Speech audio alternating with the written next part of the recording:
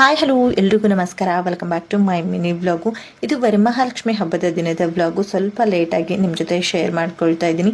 ಮನೆಯಲ್ಲಿ ಲಕ್ಷ್ಮಿನ ಕೂರಿಸಿರ್ತೀವಿ ಅಂತಂದರೆ ಅಕ್ಕಪಕ್ಕದ ಮನೆಯಲ್ಲಿ ಇರ್ತಕ್ಕಂಥ ಮುತ್ತೈದೆಯರನ್ನ ಕರೆದು ಉಡಿನ ಕೊಡೋದು ಒಂದು ಪದ್ಧತಿ ಆಗಿರುತ್ತೆ. ಉಡಿನ ಕೊಡುವಾಗ ಸಣ್ಣ ಪುಟ್ಟ ತಪ್ಪುಗಳನ್ನ ಮಾಡ್ತೀವಿ. ದಯವಿಟ್ಟು ಉಡಿನ ತಗೊಳ್ಳೋರಾಗಿರ್ಬೋದು, ತುಂಬೋರಾಗಿರ್ಬೋದು, ಈ ತರಹದ ತಪ್ಪುಗಳನ್ನ ಮಾಡೋದಿಕ್ಕೆ ಹೋಗ್ಬಿಡಿ. ದೇವ್ರ ಮುಂದೆ ನಾವು ಉಡಿಯನ್ನ ಕೊಡುವಾಗ ಬಂದಿರ್ತಕ್ಕಂಥ ಮುತ್ತೈದೆಯರನ್ನ ನೆಲದ ಮೇಲೆ ಒಂದು ಬಟ್ಟೆ ಅಥವಾ ಒಂದು ಬೆಡ್ಶೀಟ್ ಅನ್ನ ಹಾಕಿ ಕೂರಿಸಿ ಕೊಡಬೇಕು. ಯಾವುದೇ ಕಾರಣಕ್ಕೂ ಚೇರ್ ಹಾಕಿ ಸೋಫಾದ ಮೇಲೆ ಕೂರಿಸಿ ದಯವಿಟ್ಟು ಉಡಿಯನ್ನ ಕೊಡೋದಿಕ್ಕೆ ಹೋಗ್ಬೇಡಿ. ಹಾಗೆ ಮೊದಲಿಗೆ ಅರಿಶಿನ ಕುಂಕುಮವನ್ನ ಹಚ್ಕೊಳ್ಳಿ. ಅದು ಯಾವ ಬೆರಳಿನ ಅಂದ್ರೆ ಉಂಗುರ ಬೆರಳು ಅಂತ ಏನ್ ಕರಿತೀವಿ, ಆ ಬೆರಳಿನಿಂದ ನಾವು ಮುತ್ತೈದೆಯರಿಗಾಗಿರ್ಬೋದು, ದೇವರಿಗಾಗಿರ್ಬೋದು ಅರಿಶಿನ ಕುಂಕುಮವನ್ನ ಹಚ್ಚಬೇಕು.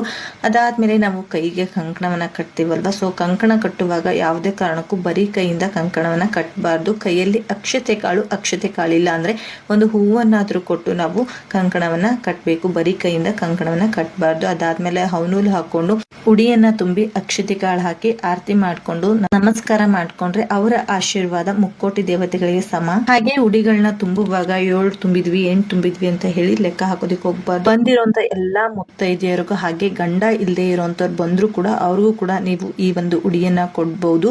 ಸೊ ಇದ್ರಿಂದನೂ ಕೂಡ ದೇವಿ ನಿಮ್ಗೆ ಅಸ್ತು ಅಂತಾಳೆ. ಈ ವಿಡಿಯೋ ನಿಮ್ಗೆ ಇಷ್ಟ ಆಗಿದ್ರೆ ಲೈಕ್ ಮಾಡಿ, ಫಾಲೋ ಮಾಡಿ. Thank you.